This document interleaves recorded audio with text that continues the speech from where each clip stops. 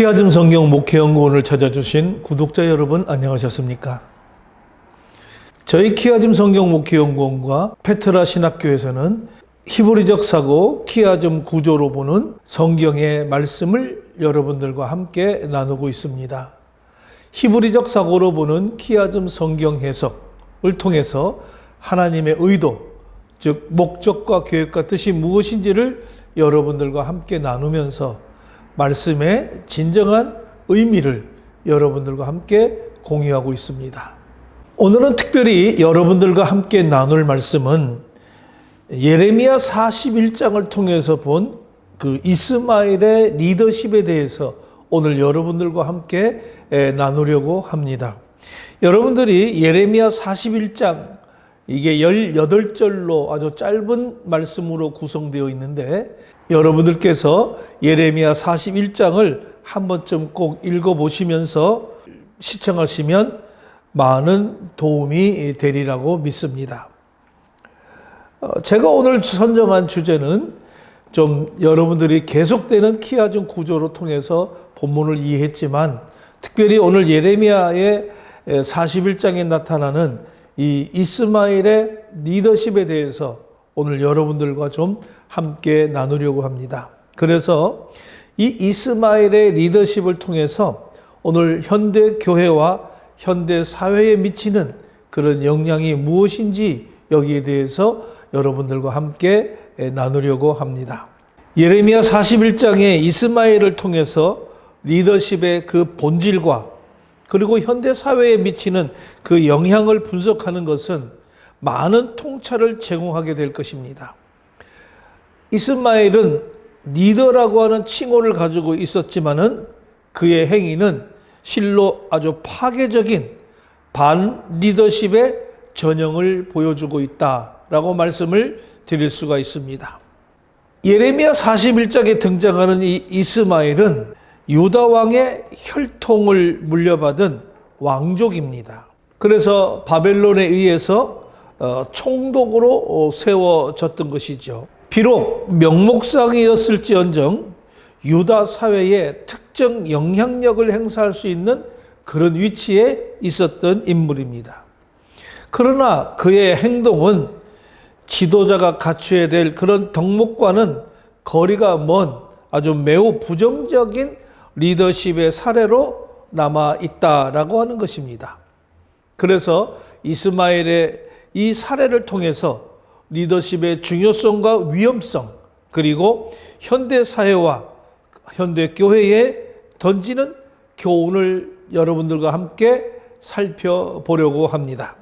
첫 번째로 이스마엘에게서 발견되는 부정적 리더십의 특징에 대해서 우리가 알아보는데 그거는 5가지로 우리가 나타날 수가 있습니다. 첫째는 바로 극단적인 이기주의와 권력욕이죠.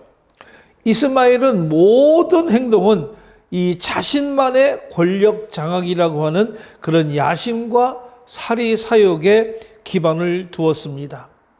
그다랴의 암살, 그리고 순례자들의 암살, 그리고 남은 백성들을 암몬으로 끌고 가려고 하는 시도는 모두 자신의 이득을 위한 것이었습니다.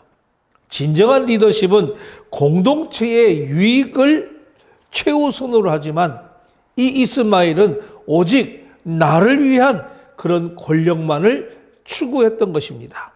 두 번째로 이 잔혹성과 비윤리성입니다. 평화로운 만찬 자리에서 그는 총독을 죽이고 심지어 애곡하며 예물을 가져왔던 무고한 순례자들을 속여서 학살하는 등 그의 방법은 지극히 비윤리적이고 아주 잔혹했습니다.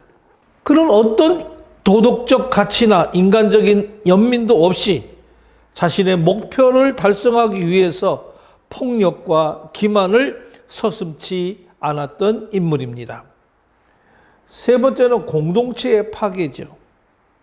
그다랴는 유다의 남은 자들에게 희망과 안정을 주려고 노력했던 그런 인물입니다. 하지만 이 이스마엘은 이러한 작은 희망마저도 아주 산산조각을 내서 유다 공동체를 더욱 깊은 혼란과 절망으로 몰아넣었다는 것이죠. 그래서 이 이스마엘의 리더십은 아주 파괴적이고 분열적이고 결속력을 무너뜨리는 그런 결과를 초래했습니다. 네 번째로는 근시안적인 판단과 그 결과입니다. 이스마엘은 바벨론의 보복이라고 하는 더 큰 위협을 무시하고 자신이 그 즉흥적이고 탐욕적인 그런 욕망에 따라서 행동을 했습니다. 그의 행동은 장기적으로 유다 공동체에 어떤 긍정적인 결과도 가져오지 못했고 오히려 더 큰 고통과 불신을 야기했던 것입니다. 다섯 번째는 기만과 위선입니다. 이스마엘은 순례자들을 울면서 맞이하고 평화로운 분위기를 가장해서 그들을 함정으로 유인하는 그런 모습은 바로 리더가 공동체를 이끄는 데 있어서 얼마나 기만적인 태도를 보일 수 있는지를 여실히 보여주고 있었습니다. 그러면 두 번째, 이 이스마엘의 리더십을 통해서 현대 사회에 미치는 그 영향과 교훈은 어떤가라고 하는 것입니다.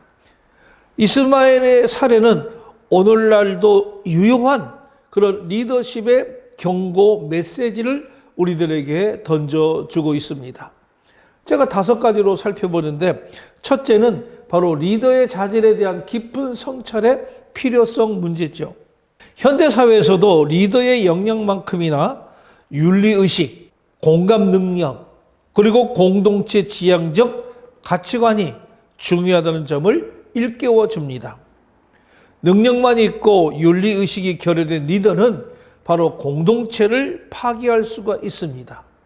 리더가 힘을 휘두르는 자가 아니라 바로 책임을 지는 자며 섬기는 자라고 하는 그런 인식을 재확립을 해야 하는 것이죠. 그런데 이스마엘은 힘만을 추구했을 뿐 책임과 섬김은 전혀 없었다라고 말씀을 드릴 수가 있습니다. 두 번째는 위기 상황 속에서 리더십의 중요성입니다. 유다가 멸망 후에 혼란스러운 시기였듯이 오늘날 현대 사회 역시 전염병, 경제 위기 또는 사회 갈등 등등 다양한 위기에 직면할 수가 있습니다. 이러한 시기에 이스마엘과 같은 리더는 공동체의 분열과 혼란을 가정시키고 더 큰 위기를 초래하게 되는 것이죠. 따라서 진정한 리더는 위기 속에서 비전을 제시하고 신뢰를 구축하면서 공동체의 회복을 위해서 헌신을 해야 하는 것입니다. 세 번째는 추종자, 시민의 분별력을 강화하는 것입니다. 이스마엘은 겉으로 위장해서 이 순례자들을 아주 기만했습니다. 이것은 공동체의 구성원들이 리더의 겉모습뿐만이 아니라 내면의 동기와 실제 행동을 면밀히 관찰하고 평가하는 그런 분별력을 가져야 한다는 것을 시사하고 있는 것이죠. 어떤 맹목적인 추종이나 인기 영합에 넘어가지 않고 리더의 비전과 가치가 공동체의 선에 부합하는지 비판적으로 성찰하는 그런 시민의식이 중요하다 말씀을 드릴 수가 있습니다. 네 번째는 권력 남용에 대한 견제와 바로 장치입니다. 이스마엘처럼 자신의 위치를 이용해서 그런 사리사욕을 채우거나 공동체를 해치는 리더의 등장을 막기 위해서는 사회의 권력 남용을 견제할 수 있는 이런 제도적 장치와 감시 시스템을 강화해야 하는 것이죠. 그래서 언론의 역할, 시민단체의 감시, 그리고 투명한 정보 공개 등은 바로 현대 민주 사회에서 이스마엘과 같은 독재적이고 파괴적인 리더십을 견제하는 데 아주 중요한 요소다라고 말할 수가 있습니다. 다섯 번째는 윤리교육 및 가치관 확립의 중요성입니다. 리더의 자리로 나갈 때는 바로 이 젊은 세대에게 단순히 어떤 능력 개발뿐만이 아니라 인문학적인 소양, 그리고 도덕적 가치관, 그리고 공동체 의식을 함양시키는 그런 교육이 아주 필수적인 것입니다. 이스마엘의 사례는 바로 지성과 권력이 결합할 때 얼마나 위험할 수 있는지를 우리들에게 잘 보여주는 리더의 모습을 볼 수가 있는 것이죠. 결론적으로 말하면 예레미야 41장의 이 이스마엘은 아주 강력한 경고등의 역할을 합니다. 그는 리더의 이름표를 달고 있지만은 실제로는 이 공동체의 해악은 그 자체였습니다. 이스마엘의 리더십은 개인적인 야심과 탐욕 그리고 잔혹함이 이 공동체를 어떻게 파괴하는지를 아주 생생하게 우리들에게 보여지면서 이것은 오늘날에도 사회의 지도층에게 요구되는 진정한 리더의 자질, 그리고 윤리성, 봉사정신, 그리고 공동체의 장기적인 유익을 추구하는 그런 비전이 얼마나 중요한지를 역설하는 것입니다. 현대 사회에 우리는 이런 이스마엘과 같은 인물을 식별하고 견제하면서 진정한 리더십을 가진 그런 인물을 발굴하고 지지하는 데 큰 노력을 기울여야 할 것입니다. 그러면 큰 두 번째로 이스마엘형 리더십이 오늘날 현대 사회에 미치는 그리고 현대 교회에 미치는 그런 부정적 영향과 대책에 대해서 우리가 이야기를 나눠보겠습니다. 이 이스마엘과 같은 부정적 리더십이 오늘 현대 조직, 사회, 그리고 이 교회에 미치는 영향과 그에 대한 대책에 대해서 깊이 있는 질문을 통해서 바로 이스마엘은 자신의 야심과 탐욕, 그리고 잔혹함을 위해서 공동체를 파괴하는 반리더십의 전형이었었습니다. 이러한 특성을 가진 리더가 오늘 현대 사회에 어떻게 부정적인 영향을 미치고 오늘날 현대 교회에 어떤 부정적인 영향을 미치는지를 그리고 우리가 어떻게 대처해야 할지를 좀 살펴보도록 하겠습니다. 이스마엘의 리더십은 극도로 자기의 이기심, 그리고 권력욕, 그리고 이 잔혹함, 그리고 기만을 특징으로 하고 있는 것이죠. 이러한 리더는 자신의 이익을 위해서 공동체를 서심없이 희생시키고 사회의 신뢰를 무너뜨리고 혼란을 가중시킵니다. 첫 번째로 조직에 미치는 부정적인 영향과 대책을 우리가 알아보겠습니다. 여기에서 부정적인 영향은 바로 신뢰의 상실과 사기 저하입니다.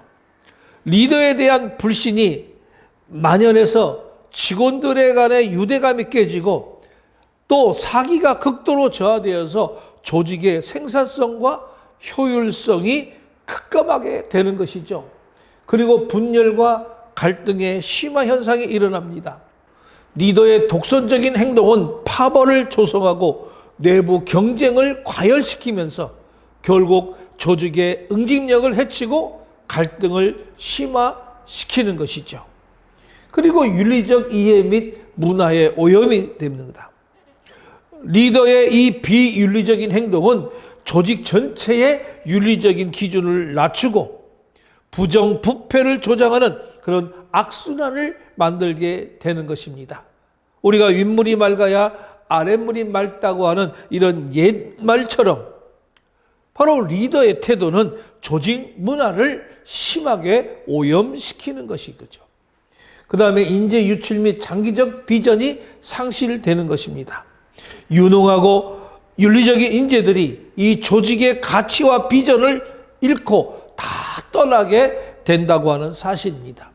리더의 단기적이고 사적인 이런 이득 추구로 인해서 조직의 장기적인 성장의 동력이 상실이 된다라고 하는 말씀이 옳습니다. 그러면 우리는 대책으로는 어떻게 대책을 세워야 될 것이냐라고 하는 것이죠. 투명한 지도자 선출 및 평가 시스템이 있어야 된다. 지도자 선출 과정을 투명하게 하고 또 공정하게 만들고 그 역량뿐만 아니라 인성, 윤리성, 그리고 공동체 지향성을 다각도로 평가할 수 있는 그런 시스템이 도입이 되어야 된다는 것이죠. 그리고 내부 견제 시스템을 강화해야 됩니다.